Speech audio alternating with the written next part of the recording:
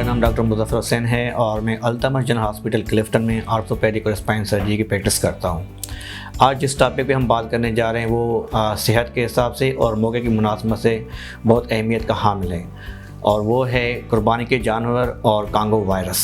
उमूमन हमें सुनने में आता है कि कांगो वायरस सुनने में एक डरावना सा लफ्ज़ है, लेकिन जब हम इस पर बात करेंगे और तफसील में जाएंगे तो इसके एक बुनियाद है यानी और इसकी जो तफसीली नाम है वो है क्राइमियन कांगो हेमोरेजिक फ़ीवर, जो कि एक ख़ास किस्म की बीमारी है और एक ख़ास किस्म के वायरस से फैलती है। और वायरस का नाम है नैरो वायरस और वो एक ख़ास किस्म इनकी फैमिली होती है और बनिया वीजा फैमिली से इसका ताल्लुक़ है। और ये पाया जाता है एक तो ख़ास किस्म के खटमल जो कि मवेशियों में पाया जाता है और दूसरा मवेशियों में जो कि खुसूसन हम जैसे अभी कुर्बानी की बात कर रहे हैं, कुर्बानी के जानवरों में वो पाया जाता है। और ये फैलता कैसे है? ये असल में जो वायरस है ये फैलता है बाइट से। जब भी एक खटमल किसी इंसान को बाइट करेगा तो ये फैल सकता है और ये जब सिम्टम काज करवाता है तो और नज़र आने में उसको तकरीबन 1 से 3 दिन लगते हैं उमूमन, जब एक टिक बाइट करता है किसी इंसान को। और इसमें सिम्टम्स कौन से हो सकते हैं जनाब? सिम्टम्स हम बात करें तो बंदे को अचानक से फ़ीवर आ जाए, उसमें जिस्म में कि जैसे मायलजिया यानी पट्ठों में दर्द होना, गर्दन में दर्द होना और पट्टे खिंच जाना और 3-4 दिन के बाद उसको यानी ऐसे लगेगा कि जैसे ज़्यादा नींद आ जाए, डिप्रेशन में जा सकता है, पेट में दर्द हो सकता है और गला ख़राब हो सकता है, यानी एक जनरल सिम्टम्स हैं। तो इस तरह की कंडीशन हो सकती है। तकरीबन ऐसे समझें कि ये वायरस काफ़ी ख़तरनाक भी है।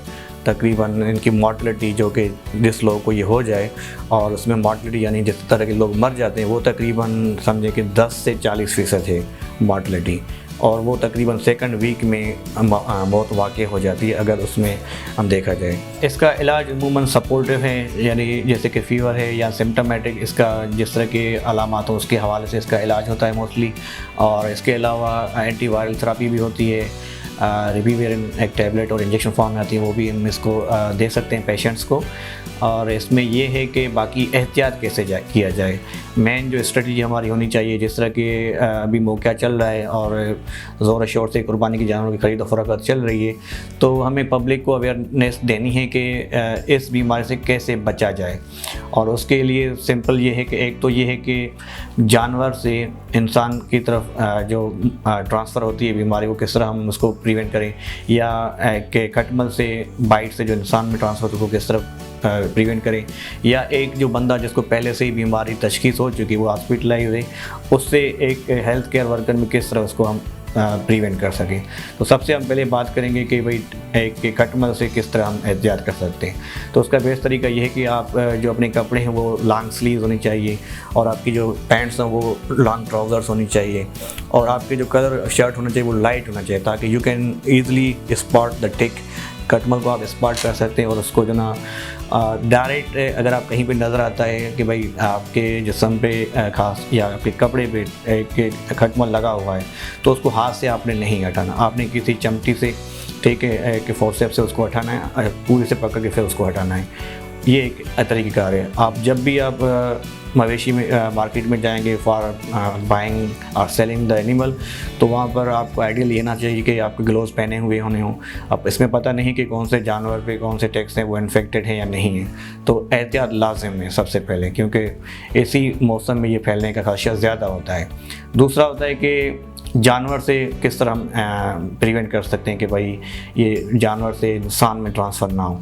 उसका तरीका ये है कि ख़ास तौर पे जब कुर्बानी की जा रही हो तो उस वक़्त भी ख़ास किस्म के ग्लोव्स पहन लिए जाने चाहिए और जिस्म को एहतियात की जाए कि खून जो ना डायरेक्ट जिस्म को टच ना करे या उसके एनिमल की जो सिक्रेशंस वगैरह हैं वो आपको टच ना करे, क्योंकि वी डोंट नो कि कौन सा एनिमल के अंदर यानी ये कांगो वायरस है या नहीं है।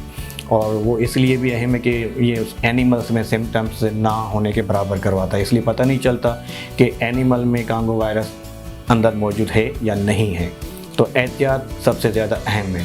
दूसरा होता है कि एक बंदे को पहले से हो गया है, डायग्नोस हो गया कि इसको कांगो वायरस है, फ़ीवर है इसको, और उससे कैसे बचा जाए। उसके लिए सिंपल जैसे अस्पताल में प्रोटोकॉल्स होते हैं इन्फेक्शन प्रिवेंशन से, तो वो स्टैंडर्ड प्रोटोकॉल्स को फॉलो किया जाता है, पर्सनल प्रोटेक्टिव इक्विपमेंट्स को यूटिलाइज़ किया जाता है ताकि ये बीमारी एक शख्स से दूसरे से तीसरे में ना फैले।